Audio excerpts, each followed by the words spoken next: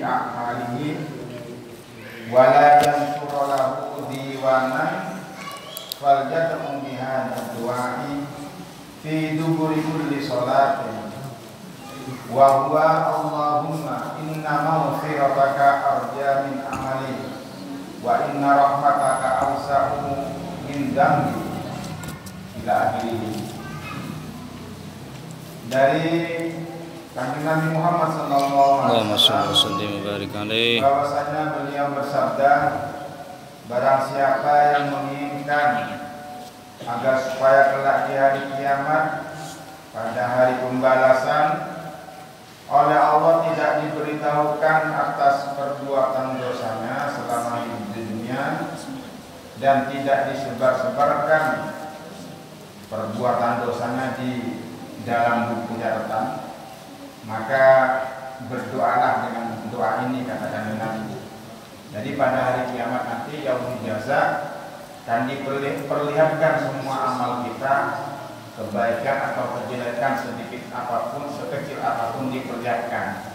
Nah, agar supaya nanti tidak diberitahukan atau disamar-samarkan kejelekan kita dan tidak disebar-sebarkan, tidak ditulis di buku catatan, meskipun perbuatan dosa kita ini banyak misalnya, tetap oleh Allah tidak dikasih tahukan, maka caranya katakan ini, bacalah doa ini, Allahumma inna maghfirataka arja min amali, dibaca setiap habis sholat. Allahumma ya Allah, sesungguhnya pengampunanmu lebih besar harapan kami. Sesungguhnya pengampunanmu lebih besar harapan daripada amal kami. Amal kami tidak seberapa banyak, akan tetapi pengampunanmu lebih bisa diharap. Wa inna rahmataka awsa'u min dambi, dan sesungguhnya kasih sayangmu lebih luas daripada dosa-dosa kami.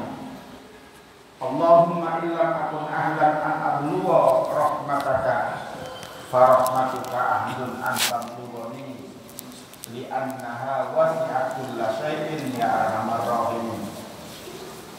Allahumma ya Allah, apabila aku bukan ahlinya untuk kesampaian rahmatmu, ya Allah, apabila aku bukan termasuk ahlinya untuk menerima rahmatmu, karena dari begitu banyaknya perbuatan dosa kami sehingga kami ini bukan ahlinya untuk menerima rahmat, akan tetapi rahmatmu, kasih sayangmu ahli untuk sampai kepadaku. Jadi doa ini ibaratnya kayak merayu-rayu itu.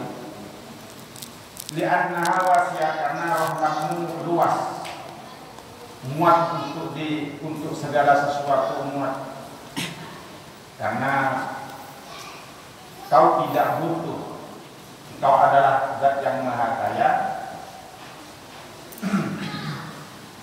Segala perbuatan, ibaratnya semua sealam dunia berbuat dosa kepada Allah, Allah tidak akan turun derajat. Sealam dunia semuanya hamba, taat semua kepada Allah, Allah juga tidak naik derajat. Itu namanya wasi'atul syai'in ya arhamar rahimin. Para hadirin kami muliakan, jadi pada intinya doa itu emang yang pertama kali itu minta pengampunan kepada Allah.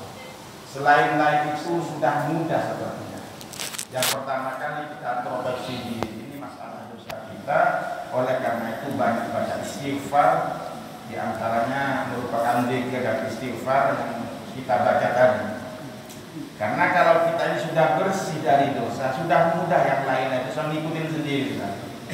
Kita contohkan gampang-gampangan bagaimana orang tua kepada anak.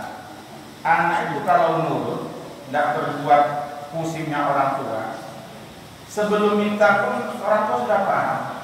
Kelesi apa yang diminta, sebelum minta kepada orang tua, insya Allah orang tua itu sudah mengutik asalkan ada, gitu kan. Tapi kalau anak itu selalu membuat pusing orang tua, ya agak susah minta maaf dulu kepada orang tua, gitu. Jadi yang paling inti itu doa itu istighfar, Kemudian setelah baca istighfar itu sudah ibaratnya dosa yang sudah sedikit, jadi mudah minta kepada Allah itu mudah gitu. Nah, insya Allah dengan dorongan Ratibul Haddad ini, orang-orang yang minta didoakan hajat-hajat itu insya Allah dikabul oleh Allah Subhanahu wa Ta'ala. Wa maqalatu tsaniyatu wa thalathuna qala Nabi sallallahu alaihi wasallam Allahumma shalli wa sallim idza kana ajaa yaumul qiyamati yudhul mizan fayu'ta bi ahli sholati fayuwaffawna ujurahum ayyuktuna ujurahum kamilatan bil mizan. Katakan Nabi tidak karena tam dan karena nakis ini, jadi tidak pakai khobar. Katakan Nabi bersabda, ketika sudah datang hari kiamat, maka setiap manusia, semua manusia itu diperlihatkan kepada timbangannya masing-masing, timbangan amal. Orang yang ahli sholat, maka nanti juga akan dibalas pahala-pahala sholat, sejauh mana baiknya sholatnya. Fayuwaffawna ujurahum, ahli sholat. Malah sholat ini pertama kali tanyakan setelah di hari kiamat. Apabila sholatnya benar, maka selanjutnya juga dianggapnya baik. Ada lagi hadis, apabila sholatnya benar, maka pertanyaan berikutnya dipermudahkan. Tapi apabila tentang sholatnya tidak lulus, ditanyakan masalah sholatnya amburadur, maka pertanyaan berikutnya dipersulit. Ada yang begitu hadis itu. Pokoknya pada intinya, pada hari kiamat, yang pertama kali ditanyakan itu anis sholat, tentang sholat. Kalau sholatnya benar, maka baiklah, amal-amal berikutnya dianggap baik. Ketika pada hari kiamat nanti yang pertama yaitu ahli sholat, orang-orang yang pada sholat itu diperlihatkan timbangan sholatnya. Fayuwaffawna ujurahum, sejauh mana baik atau tidaknya sholat, diberikan pahalanya kepada mereka. Kemudian tsumma yutami ahli shaum, orang ahli puasa. Ahli puasa juga diberikan itu pahalanya puasa sesuai dengan timbangan yang ada. Bagaimana kalau puasa suci Ramadan, apakah betul-betul puasa yang iman wahdi sabar? Apakah puasanya tidak puasa hanya puasa menahan lapar saja? Ada sendiri diperlihatkan oleh Allah, ini timbangan puasa kamu, ini timbangan sholat kamu. Tsumma yu'ta bi ahlil bala. Bagaimana kalau ahli bala? Orang yang selalu oleh Allah diberi musibah selama hidup dunia. La yunsabu lahum mizanun wa la yunsaru lahum diwanun, ay darijatul hisab. Fayuwaffawna ujurahum bi ghairi hisabin. Yang terakhir yaitu orang yang ahli diberi musibah oleh Allah. Itu ternyata tidak ada hisabannya, tidak ada timbangannya, timbangan antara timbangan dosa dan minus plusnya tidak ada, dan tidak disebar-sebarkan dalam buku juga tidak. Langsung mereka diberi pahala besar tanpa dihisab. Jadi orang kalau dikasih bala, dikasih musibah di dunia ini, justru itu sebagai tanda bahwa Allah senang kepada dia. Ya, idza ahabbahu abdan fabtalahu. Gimana itu? Apabila Allah cinta kepada seorang hamba, maka Allah memberi musibah, memberi bala. Ini itu balanya. Akan tetapi yang kita ingin ya, dia ingin dicintai Allah tapi tidak diberi bala. Akan tetapi seperti itulah, ketika Allah memberi bala dan kita menerima dengan sabar, dengan ikhlas, dengan penuh ketulusan hati, maka kelak pahalanya di akhirat nanti begitu besarnya, langsung dikasih pahala, tidak diberi timbangan lagi. Karena orang yang ahli bala di dunia begitu besar pahalanya, sampai hatta yatamana ahlul afiyati laukanu bimanzilatihim min kasri thawabillah ta'ala. Sampai-sampai ahli afiyah, ahli orang yang selalu serba kecukupan, orang yang selalu serba hidup enak di dunia, mereka iri. Tamanni ini artinya mengharap sesuatu yang sulit untuk terjadinya. Nah, mereka itu saking pinginnya dari jauh melecer, apa melecer? Ya saking kepinginnya begitu besarnya pahala orang yang diberi musibah di dunia. Kok seandainya akulah seperti itu. Nah, itu kata orang yang ahli afiyah, ahli serba kecukupan selama di dunia, mereka iri kepada orang yang dikasih bala. Laukan bimanzatin. Kenapa kok iri? Min kasrati thawabillah, dari begitu banyaknya pahala dari Allah Subhanahu wa taala kepada mereka ahli bala. Wal maqalatu tsalitsatu wa tsalatsun an ba'dil hukama'i yastaqbilu benu adama arba'a nuhabatin. Lafaz nuhabatin bidhammin nun wa hiya allati taghlibuhu yantahibu ay bi ahdil al ayyakhudhu bil qahri yukhadu bil qahri ya'khudhu bil qahri malakul maut ya'khudhu bil qahri malakul maut ruhahu. Kata ba'dil hukama, orang yang ahli hikmah, orang yang ahli meneliti faedah-faedah, kata mereka berkata, ba'dil hukama berkata, Ibnu Adam, manusia ini akan menghadapi 4 rampasan. Akan datang kepada manusia, kepada anak cucu Adam itu 4 rampasan. Jadi dirampas. Kata-kata rampasan ini pengambilan dengan cara paksaan. Tidak ada janjian sebelumnya, tahu-tahu diambil, itu merampas namanya. Dirampas 4 perkara. Yang pertama, yantahibu ayyahu bil qahri malakul maut ruhahu. Yang pertama, manusia itu dirampas oleh malakul maut, malaikat Israfil, sang penyambut nyawa, yaitu diambil rohnya. Anak cucu Adam, kecuali kanjeng Nabi. Kalau kanjeng Nabi mungkin bukan nama merampas, izin dulu kalau kanjeng Nabi. Mau diambil rohnya, izin dulu kalau diizinkan. Mau dicabut rohnya, kalau tidak ya tidak. Saya cuma silaturahim, kalau diizinkan saya oleh Allah disuruh jaga roh panjenengan. Kalau tidak, saya hanya silaturahim saja, kata kanjeng Nabi. Kalau manusia biasa tetap dirampas. Nah, dirampasnya ini kapan? Di mana dan lagi bagaimana? Lagi ngapain kita dirampas? Rampasan. Semuanya menghadapi rampasan tersebut. 4 rampasan. Rampasan yang kedua, wayantahibu. Rampasan yang pertama itu diambil roh.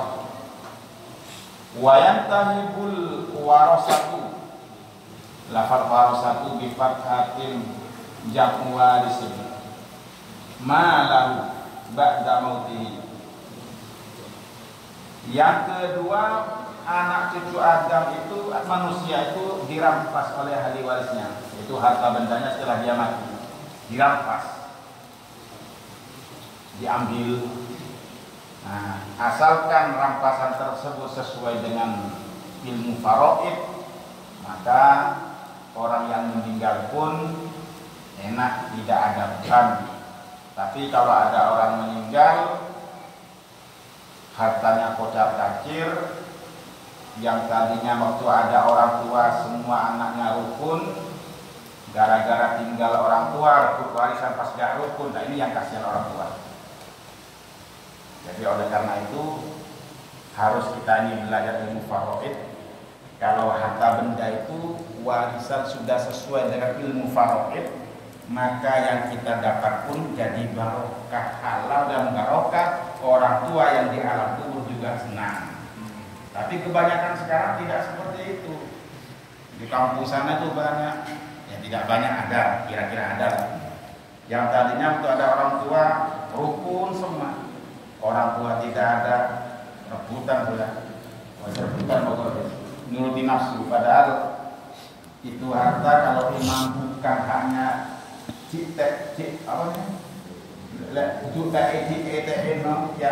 Tidak bagus itu. Sesuaikan dengan umum faraid bin zakari itu hadil unta, jadi orang laki-laki punya dua bagian, dua anak putri, anak putri.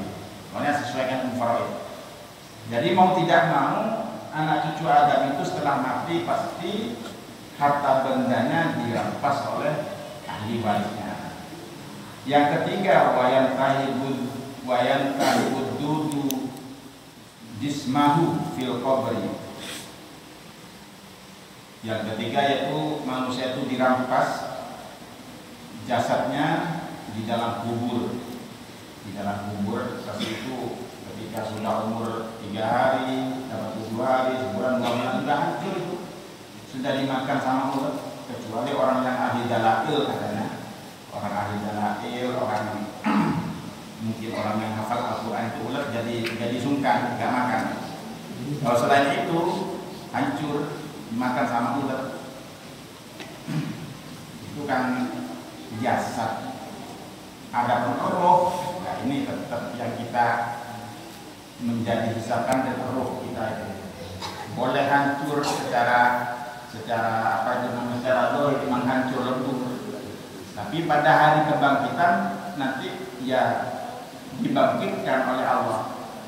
Oleh karena itu pada waktu Kanjeng Nabi itu dakwah, Kanjeng Nabi bersabda begini, kalau orang-orang mati itu yang sudah hancur itu dibangkitkan kembali oleh Allah, yaitu akan menerima perbuatan selama hidup di dunia. Orang-orang yang sudah hancur lebur. Kanjeng Nabi dakwah begitu tuh orang-orang preman orang Quraisy, bahasanya dedekot orang Quraisy. Mereka itu udah banyak komentar. Kanjeng Nabi bilang kalau orang mati walaupun 1000 tahun, berapa ribu tahun itu dihidupkan kembali oleh Allah. Mereka tidak percaya, langsung pulang. Ngapain pulang? Ambil pacul. Mereka ada kuburan yang tua itu digali namanya. Digali, diambil tutup korak, diantarkan kepada Kanjeng Nabi. Muhammad yang benar aja, Muhammad kata dia. Nauzubillah bahasanya. Seperti ini mau hidup kembali, yang benar aja. Langsung turun ayat wa daraba lana mathalan wa nasiya al-qaf wa lama yuhyi dhama wa kul yuhyi al-sawal dan sebagainya. Jadi Allah mampu untuk menghidupkan kembali. Romim sudah remuk, jadi idom wahia romim. Idom tulang-tulang yang sudah remuk hancur itu jadi diutuhkan kembali, dibangkitkan kembali. Nah besok pada hari kiamat yang pertama kali dibangkitkan dari alam kubur itu ternyata adalah Rasulullah SAW di Madinah. Jadi waktu itu sudah gelap gulita, dibangkitkan Kanjeng Nabi oleh malaikat Jibril Mikail kalau dari salah yang mendampinginya. Kanjeng Nabi diangkat, dibangkitkan, gelap gulita. Apa sekarang ini kata Kanjeng Nabi? Sekarang ini kiamat Kanjeng Nabi. Oh kiamat sekarang ini. Kemana kalau begini umatku? Nah, bukan keluarga bukan umatku. Pertama dibangkitkan dari pesaran dari kubur itu Kanjeng Nabi di hari kiamat. Umatnya yang ditanyakan. Kenapa kita sebagai umatnya tidak akan mau bersolat kepada Kanjeng Nabi? Bagaimana umatnya kita ini tidak akan nurut atas perintah-perintahnya Kanjeng Nabi? Kita ini sangat diidolakan, apa sebenarnya? Ya dianggap sangat dianggap oleh Kanjeng Nabi. Wayan tahibud hijismau fil qabri. Yang terakhir wayan tahibul husoma bidomin fafathim jamu khosimin wahum man lahumul haqqu ala man dolamahum bi ahdi amwalihim wa bi rutiyabihim wa bi darbihim masalan au bi dzalik amalahu in kana lahu amalun sholih wa illa humila alaihi dzambuhum. Yang keempat, nanti akan dirampas oleh musuh. Yang dianggap musuh itu begini, orang yang pernah menyalah dulu di dunia dan dia tidak memaafkan, tidak mau diajak kompromi, tapi dibawa ke akhirat. Dan nanti di akhirat itu akan diambil apa itu namanya pahalanya, amalnya akan diambil. Zaid dengan Bakar punya persengketaan, bertengkar. Zaid tidak memaafkan atas perbuatannya Bakar misalnya. Jadi Zaid disalahin oleh Bakar. Besok ketika sudah meninggal, itu Zaid akan menuntut kepada Bakar. Akan dikuras kebaikannya Bakar oleh Zaid. Kalau Bakar punya amal soleh, kalau tidak punya amal soleh yang buat ganti, maka yaitu dosanya semuanya dosanya Zaid diserahkan kepada Bakar kalau berbuat dolim. Ini yang dimaksud husama di sini adalah memdolamahu, orang yang dolim. Nah, dolim itu memang tidak mudah dimaafkan orang dolim itu. Sampai-sampai barang siapa yang doaul madlum la yuraddu, katakan Nabi. Doanya orang yang didolim itu tidak ditolak oleh Allah. Jangan sampai kita ini berbuat dolim kepada sesama. Fala tadzalamu, kata di Quran itu ada. Kita semuanya adalah persaudaraan, jangan sampai berbuat dolim satu sama yang lain. Kalau berbuat dolim, nanti kebaikannya yaitu akan diambil di akhirat. Kalau dia tidak memaafkan selama hidup di dunia. Tapi kalau memaafkan ya tidak apa-apa. Karena hakul adami sama hakullah ini lebih berat. Hakul adami.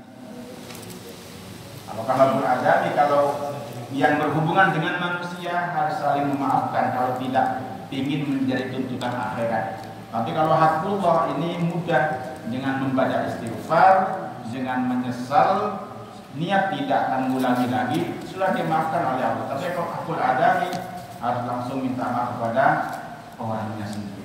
Demikian. Jadi mudah-mudahan kita semuanya